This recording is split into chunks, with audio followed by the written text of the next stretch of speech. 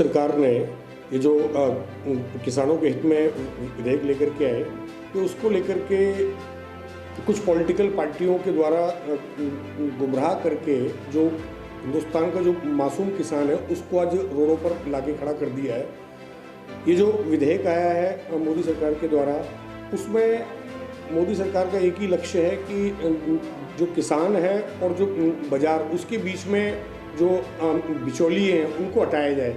इस कारण से विधेयक आया और उसको लेकर के जो दूसरी पार्टियां, आम आदमी पार्टी हो या पंजाब के अंदर कांग्रेस हो, वो वहाँ के किसानों को लगातार भरमाने का काम कर रही है और लगातार ये बता रही है कि इससे आपका जो MSP है वो समाप्त हो जाएगा, परंतु ऐसा कुछ है नहीं।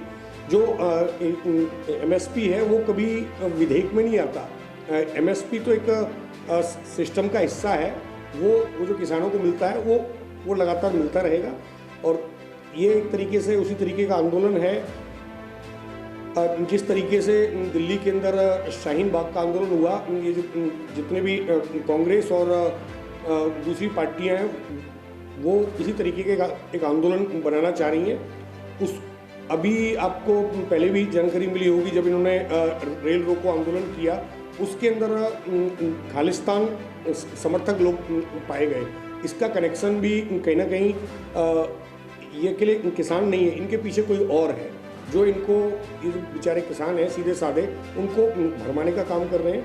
और केंद्र के द्वारा, जो मोदी सरकार के द्वारा ये विधेयक लाया हुआ है, ये किसानों के हित में है। और इस विधेयक के आने से जो हमारी सरकार ने लक्ष्य लिया था कि 2022 तक किसानों की आमदनी दोगुनी कर दी जाएगी, वो इससे हो जाएगी। परंतु अब जब यहाँ दिल्ली के बॉर्डरों पर हरियाणा का, पंजाब का किसान आया हुआ है, तो केंद्र सरकार लगातार बातचीत कर रही है। बातचीत करके एक रास्ता निकलेगा और ये आंदोलन भी समाप्त होगा। और ये विधेयक किसानों के पक्ष में है। कल भी भारत सरकार के 3 मंत्रियों ने किसानों से बात की है और कल आने वाले कल में भी भारत सरकार के जो कृषि मंत्री हैं वो किसानों से दोबारा मिलने वाले हैं और इसका समाधान निकलेगा। और ये अगर कोई इसके अंदर न्यूनता है तो आमने सामने बैठ करके निपटाया जाएगा उसको, उसमें सुधार करने की आवश्यकता होगी तो वो भी होगी, परंतु आंदोलन कोई रास्ता नहीं है। और इस बात को जो हमारे किसान भाई, उनको भी समझना चाहिए। राजनीतिक लोगों के बहकावे में आने की आवश्यकता नहीं है। मोदी सरकार उन्हीं की है और उनके द्वारा ही बनाई गई है और उन्हीं के लिए काम करेगी। मेरी एक ही अपील है कि देश के आज़ाद होने के बाद अगर 70 सालों के इतिहास में किसानों के बारे में अगर किसी ने सोचा है, वो मोदी सरकार ने सोचा है। और ये वो लोग हैं, वो राजनीतिक दल हैं जिनकी ज़मीन ख़त्म हो चुकी है, वो चाहे कांग्रेस हो या आम आदमी पार्टी।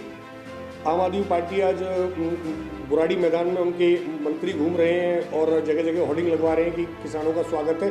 उनका किसानों से मतलब नहीं है, उनका मतलब है आगामी जो पंजाब विधानसभा का चुनाव है उसको लेकर के उन्होंने फोकस कर रखा है। और रही बात दिल्ली सरकार के अरविंद केजरीवाल की, उनको तो कोई बोलने का हक ही नहीं है।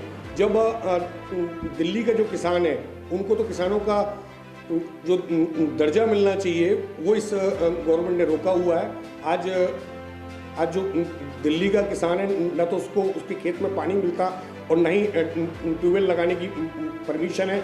या जो दिल्ली का किसान अगर ट्रैक्टर लेने जाता है तो उसको जो और राज्यों में सब्सिडी मिलती है वो दिल्ली किसान को नहीं मिलती। या केंद्र सरकार के द्वारा जो 6-6 हज़ार रुपये किसानों को दिए गए, वो दिल्ली किसानों को इस कारण नहीं मिल रहे कि दिल्ली के अरविंद केजरीवाल ने उस किसानों का जो दर्जा है उसको दिल्ली में रोक रखा है। इसलिए आम आदमी पार्टी को तो बोलने का कोई अधिकार ही नहीं बचता है।